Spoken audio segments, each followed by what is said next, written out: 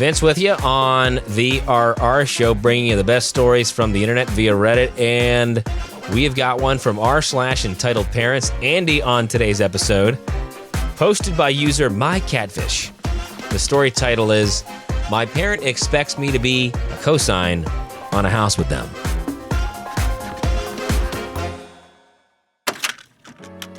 For context, I'm finishing my undergrad this year, and for the past year, my parents have been telling me I need to co-sign with them to buy a house. They currently rent an apartment. I come from an Asian household. My parent is also divorced, but in an unstable relationship. They can't buy a house on their own because they have no income.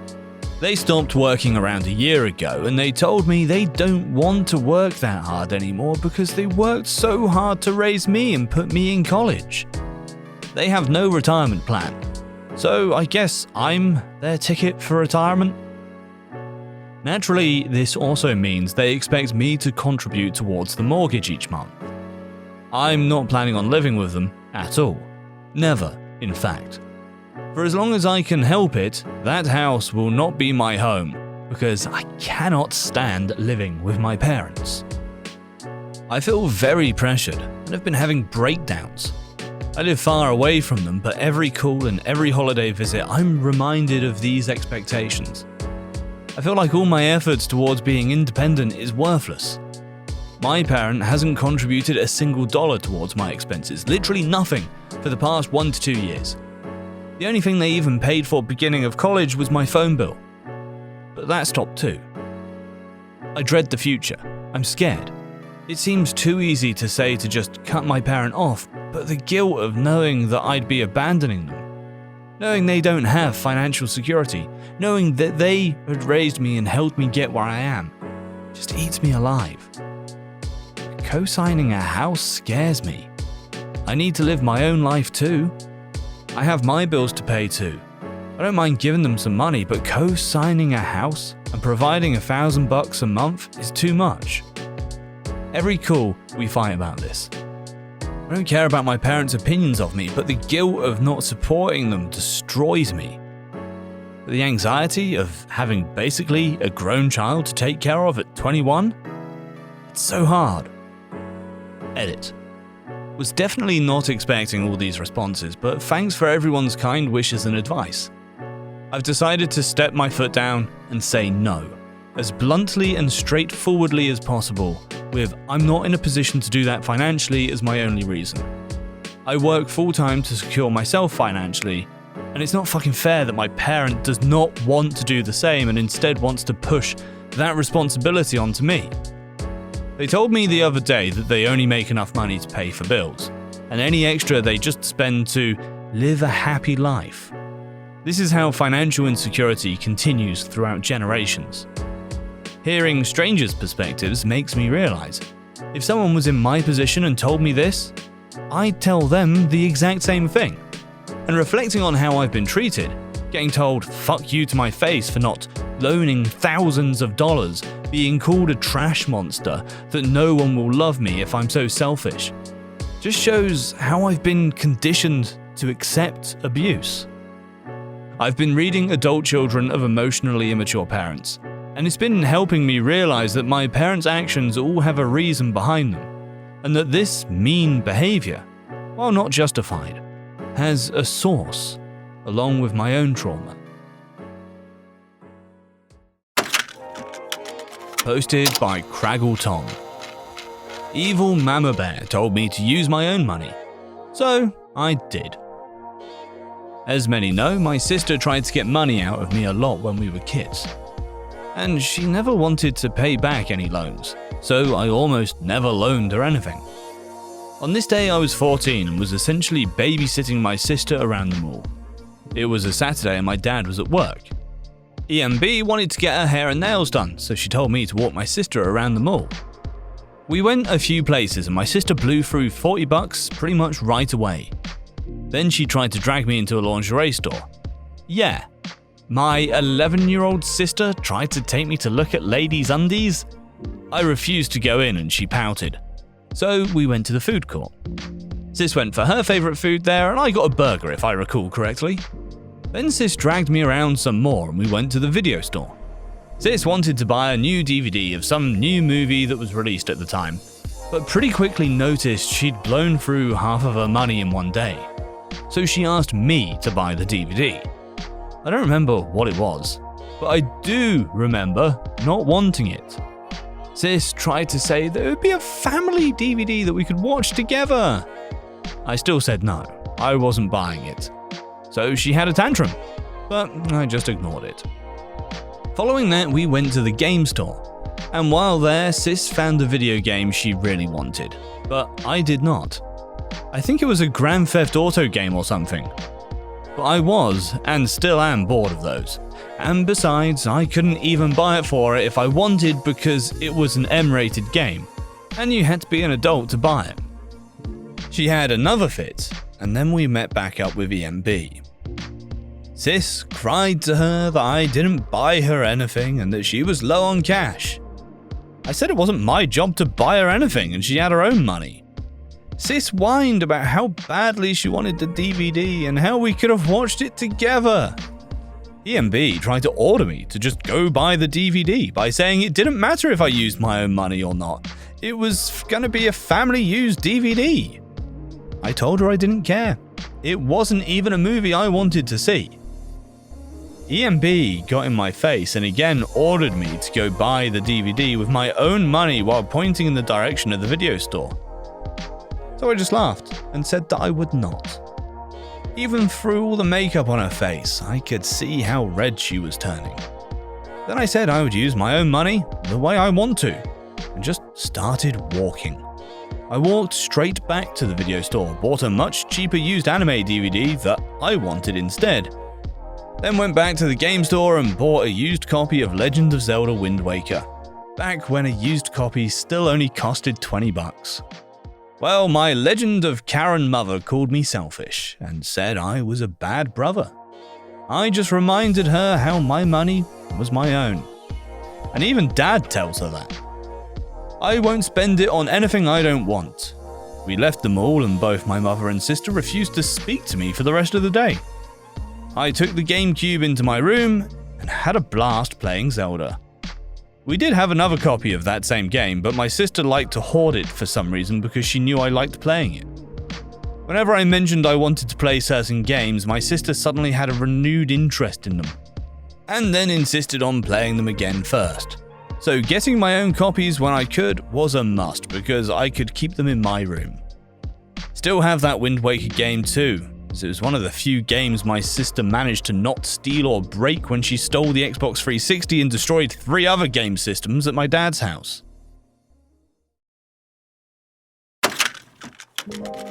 Posted by Jinxie Rasafi.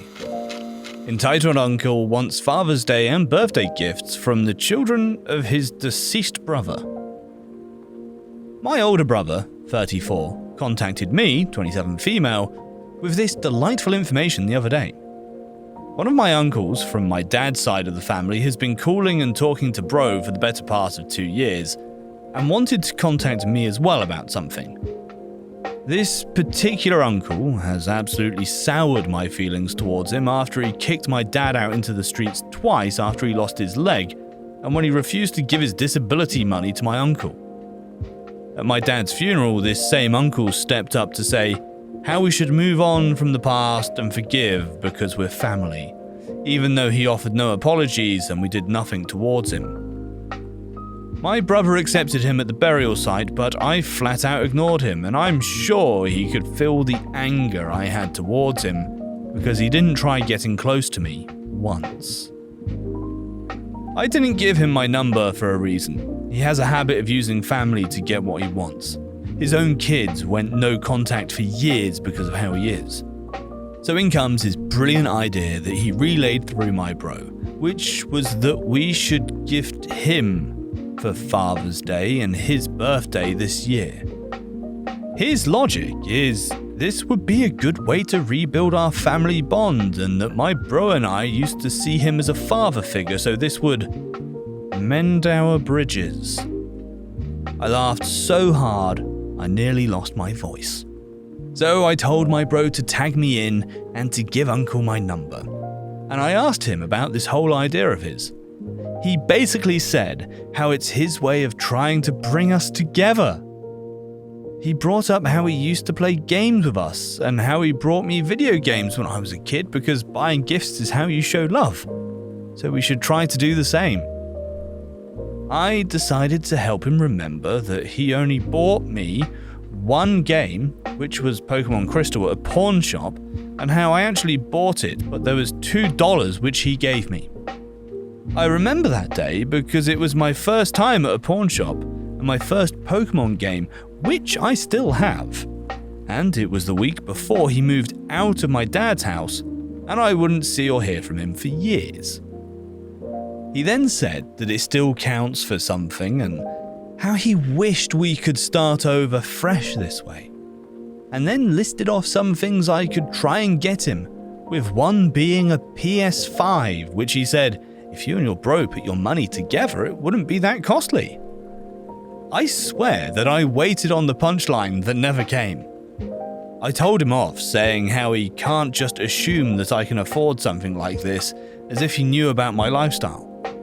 What if I was unemployed, for God's sake? He then pointed out how he gave my dad gifts when he was living with him, and I said, because he was my dad, and it was his special day? My uncle then threw it in my face about how my dad and I weren't that close, so I can do the same for him, and how my dad would want this. I then asked him when was my birthday, which he didn't respond, and then asked if he would get me a gift this year, or even a late wedding gift, and he said he couldn't afford that. So I told him I couldn't afford it either, hung up, and blocked his number. It's true that I wasn't close to my dad. I even made a post about that dumpster fire of a relationship here as well. But what made him think that getting his dead brother's children to treat him like a new father figure is beyond my understanding. Posted by Brooke Jin. EM gets me permanently banned from my martial arts classes for permanently disabling her son. Before I start this story, I have to add a bit of backstory. I'm a 19-year-old male. When I was younger, around 14, I used to do taekwondo classes. I was a black belt at the time, and I really enjoyed it. We had a few incidents where parents would take their aggressive kids into classes for a free trial, but they were mostly dealt with by the instructor. But nothing makes my blood boil like this incident. I did taekwondo every Tuesday and Thursday for around an hour. While on Thursdays I was in an age requirement class which was 13 plus, so most kids had common sense, and it was tougher than Tuesdays, which had no age requirements, and I was helping the instructor teach as I'd done training for it, which helped me with getting a job, because I was planning on working in a place like that. So one Tuesday afternoon, 10 minutes after the class had started, an EM runs up the stairs making a ruckus with her EK, who looked around 7. The instructor lets me know that I'll take over for a while as he goes to assist the EM and EK. While I'm showing the class, who are mostly young kids around 7 to 9, how to do a certain punch, the EK bursts through the door and runs straight over to the punching bags. He proceeds to push me over, as I was crouching, and starts punching the bag. I stand up immediately and say to the EK in a semi-unhappy tone, "You can't be doing that to others." He immediately stops punching the bag and says, "I kid you not, fuck off, cunt!" I stare in shock at the kid who was younger than most people in the room, who was using language that I wouldn't even use on my worst day. The EK then skips away like nothing happened. While still in shock, I continued the class as I would, tell the instructor after he returned about the incident. I look over to the EK, who was saying something to his EM, which I assume was about me, while she was purchasing a uniform. She stops and looks over to me in pure disgust, then says something to the instructor, who has a confused look. That's when another kid grabbed my arm and asked for my help with a punch. I gladly go over to help him to get out of that situation. About 10 minutes later, EK comes out of the toilet wearing a uniform with a wet stain on it already, which we can all agree on what it was. and he proceeds to start talking to the other kids about his Minecraft world.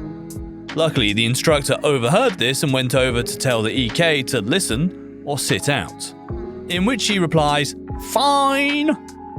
The instructor informs me that he will take over again and I should put the punching bags back.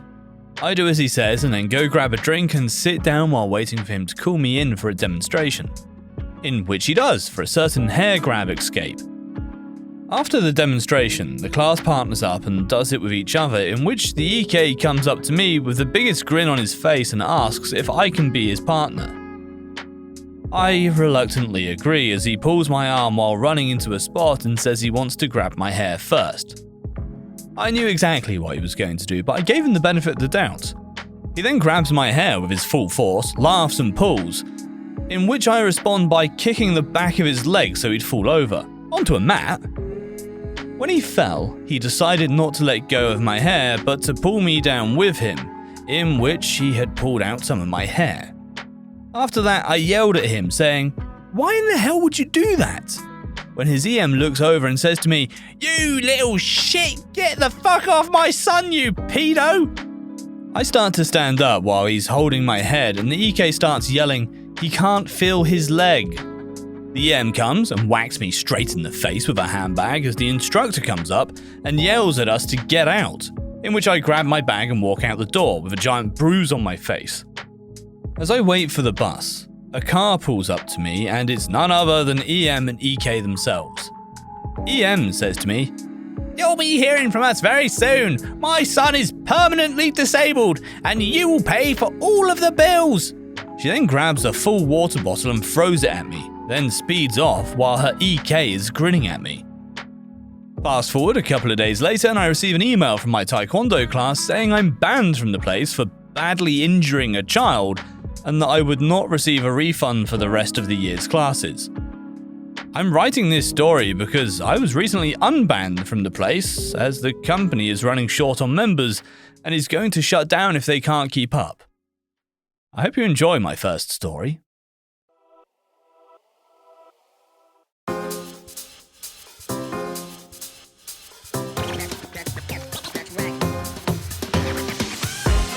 So thanks for being with us. The RR Show is a production of Evergreen Podcasts and Wessler Media.